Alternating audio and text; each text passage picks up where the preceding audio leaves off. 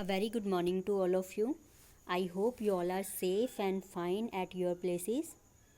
Students, as we have done chapter number 1, in previous work I have given you question number 9 and MCQ. I am sending the answer key of that and we will start this chapter number 2, the nervous system also. So let's start. Nervous system. How do you understand and remember all the things you see and you learn about? Do you know that? So, in this chapter, we will learn how our body responds.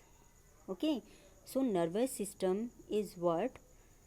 With the help of brain, it works. Okay, the nervous system is comprises of two major parts that are central nervous system, that is CNS, and peripheral nervous system, that is PNS. It means full form of CNS is central nervous system and the full form of PNS is peripheral nervous system.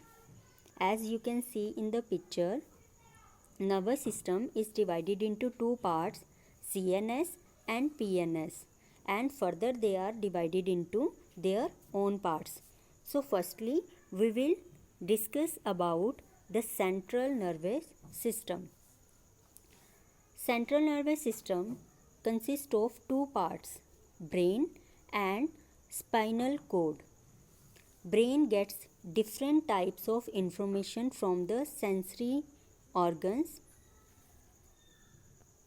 and it controls the body. We can also say it is the control power of our body. We do different activities, we respond, and that is all we done with the help of our brain. And that brain is divided into three main parts. Okay, and that are cerebrum, cerebellum, and medulla. So, let us learn about the three parts. Cerebrum, it is the largest part of the brain, as you can see in the picture also. Cerebrum is the largest part of the brain and it comprises of two parts, that are left and right hemisphere.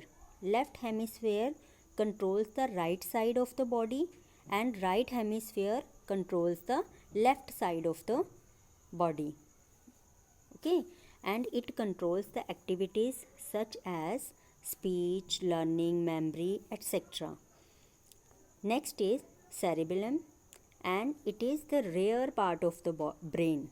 Okay, and it is located under the cerebrum, and its function is to coordinate the muscle movement. It means our muscular movement controlled by the cerebellum part of the brain, and it maintains the balance. It means when we stand up and when we sit down, our body needs a balance, and that balance is maintained by this part of the body.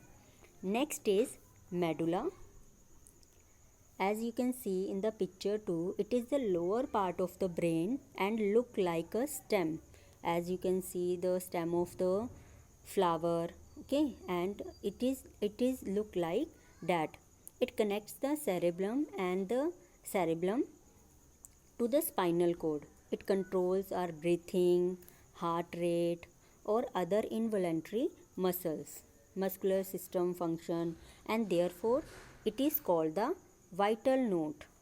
Okay, so this is what we need to learn today. So I request you all to read these pages and also read about the spinal cord. This is your work, and do practice zone 1. With this practice zone 1, you need to do question number 3, 4, 5 and 9. Thank you and take care.